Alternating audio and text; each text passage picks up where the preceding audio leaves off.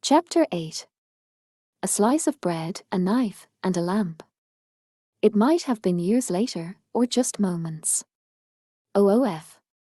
A girl went plunging headfirst into a snowbank, her voice muffled by the drift.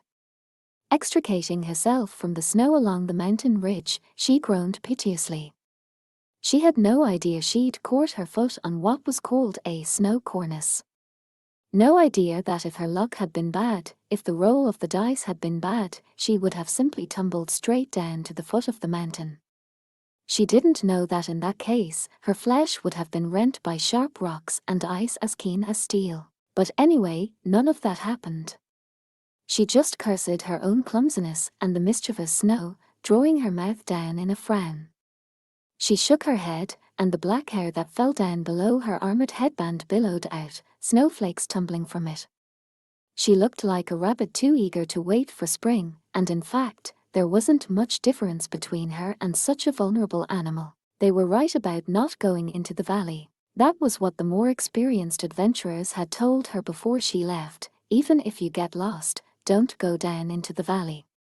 Climb onto the ridge. She didn't actually understand why this was the right thing to do. Even now, she couldn't resist the idea that the valley must eventually lead to the village. In fact, the girl didn't entirely understand what this valley was.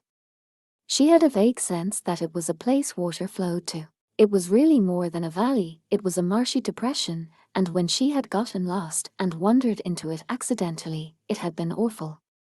It was cold, and the sun didn't reach it, and you could only see down, not up, and there were piles of slippery snow everywhere, and… well, next time I get lost, I'll climb on the ridges. Yes, the girl told herself forcefully. At the same moment, her stomach gave a pathetic gurgle. She put a hand to her belly, there was nothing there to rely on in a pinch, and bit her frowning lip. She'd already wolfed down the big loaf of bread she'd gotten at the Harefolk village that she'd stumbled upon. Speaking of which, the monster fang on display in that mansion was really something. Would she be able to fight such beasts one day? Was she even capable of it? The thought terrified her, but it excited her a little, too. Oh, that's right. The girl tried to snap her fingers, but they were too numb to manage it. She seemed pleased anyway. She had realized that her canteen still contained some watered-down grape wine. She let her pack down as gently as she could, which was not very gently at all, then took out her canteen, struggling with the unusual way she'd packed things. Then she drank, glug, glug, without regard for how much she had left, pouring the stuff into her empty stomach. Phew. She exhaled, slowly put away her items, and picked up her bag again, then took her time getting to her feet.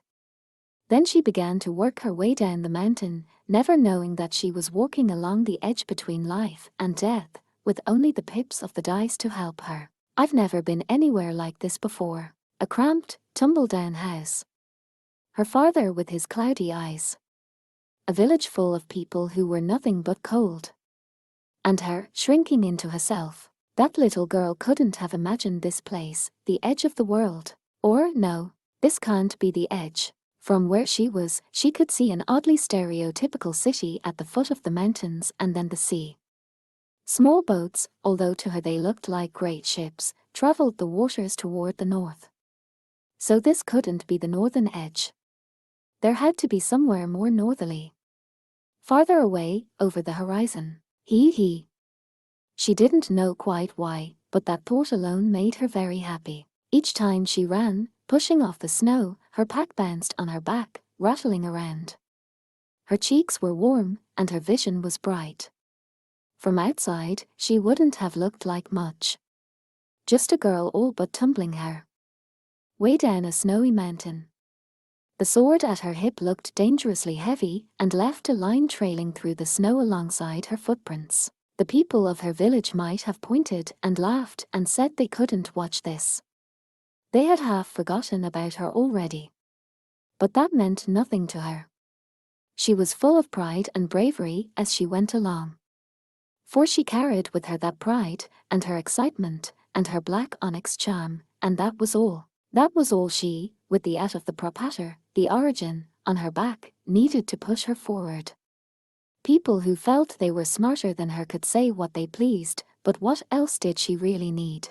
Oh, the black-haired girl exclaimed when she saw a dark spot, just visible against the snow. She blinked several times against the light reflecting off the snow, but finally, she saw that it was a person, someone from the city. It was a towering man wearing fine wool clothing, with an axe in the belt cinched around his waist. The scraggly beard that covered his face made him look something like a dwarf, but he was much too big for that. Or, he's not even wearing a horned helmet. She was just a little disappointed, and, yes, just a little scared, but she managed to draw a breath. Excuse me. Her voice came out as small as the buzzing of a fly, even though she tried to shout as loud as she could. It was all she could squeeze out, but at length, much to her relief, this man of the Northerners seemed to notice her. It was unlikely he'd heard her voice, presumably he'd seen her up here. Not that it mattered to her either way, huh? Now here's a young lass whom I've not seen before, the man said in a voice, and with a laugh, as big as his body. Where have you come from, then? Oh. That way, the girl answered, shaking a twig-like arm in the direction of the mountain she'd come down.